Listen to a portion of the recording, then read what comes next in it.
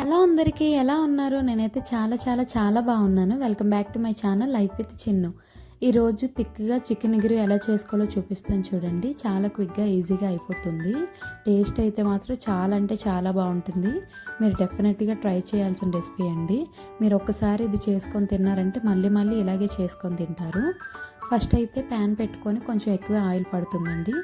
Oil వేసుకున్నాక oil బాగా heat అయ్యాక కరివేపాకుని ఇంకా అలాగే ఆనియన్స్ని పచ్చిమిర్చిని కూడా యాడ్ చేసుకోవాలండి. ఈ కూరకి ఆనియన్స్ ఎక్కువే పడతాయండి, ఎందుకంటే ఇగురు కదా మనం చేస్తున్నాము. సో ఆనియన్స్ నుంచి గ్రేవీ అంతా వస్తుంది కాబట్టి కొంచెం ఎక్కువ ఆనియన్స్ పడతాయండి. ఇలా ఆనియన్స్ని బాగా మంచిగా గోల్డెన్ బ్రౌన్ కలర్లోకి ఫ్రై చేసుకోవాలి. ఆనియన్స్ ఎంత బాగా గోల్డెన్ బ్రౌన్ కలర్లోకి వస్తే అంత ఎక్కువగా గ్రేవీ వస్తుందండి. మీరు బాగా ఫ్రై చేసుకోండి. దాని తర్వాత ఒక 1 to 1.5 స్పూన్ జింజర్ గార్లిక్ పేస్ట్ని కూడా యాడ్ చేసుకొని జింజర్ గార్లిక్ పేస్ట్ పచ్చివాసన పోయేంత వరకు మంచిగా ఫ్రై చేసుకోండి. దాని తర్వాత ఒక 1/2 kg చికెన్ నేను తీసుకున్నాను. అందులోనే సరిపడినంత ఉప్పు అలాగే కొంచెం పసుపుని కూడా యాడ్ చేసుకొని ముక్కలకి పసుపు ఉప్పు బాగా పట్టేలాగా బాగా మిక్స్ చేసుకుంటున్నానండి. ఇలాగ ఒక 2 to 3 మినిట్స్ బాగా మిక్స్ చేసుకున్న తర్వాత మీ కారానికి సరిపడా కారాన్ని యాడ్ చేసుకోండి. అలాగే జీరా పౌడర్ ఇంకా ధనియా పౌడర్ని కూడా యాడ్ చేసుకోండి. ఒక 1/2 teaspoon garam masala add చేసుకోండి. ఈ కూరకి కొంచెం కారం ఎక్కువ ఉంటేనే బాగుంటుందండి. నాన్ వెజ్లు అంటేనే కారం ఎక్కువ ఉండాలి కదా.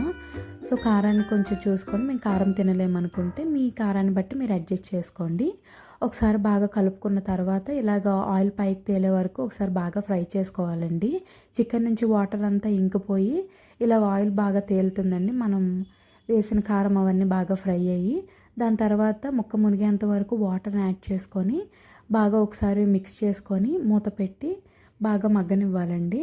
మధ్యలో ఒకసారి మూత తీసుకుంటూ కలుపుకోవాలండి. ఇలా ఒక 5 to 7 మినిట్స్ తర్వాత ఇంకా కొంచెం వాటర్గానే ఉంటుంది. మళ్ళీ మూత పెట్టేసి వాటర్ అంతా ఇంకిపోయే వరకు బాగా ఫ్రై చేసుకోవాలండి. ఇలాగ నాకు ఒక 20 మినిట్స్కి అంతా వాటర్ అంతా ఇంకిపోయిందండి మీడియం ఫ్లేమ్ పైన. ఒకసారి బాగా మిక్స్ చేసుకొని ఈ స్టేజ్లోనే మనం చికెన్ మసాలా ఇంకా కొత్తిమీరని కూడా యాడ్ చేసుకొని బాగా ఒకసారి మిక్స్ చేసుకొని దింపేసేయాలండి. ఎందుకో వెజ్ కర్రీస్ కంటే నాన్ వెజ్ కర్రీసే ఈజీగా ప్రిపేర్ చేసేసుకోవచ్చు అనిపిస్తుందండి. మరి ఎందుకో నాకు తెలీదు.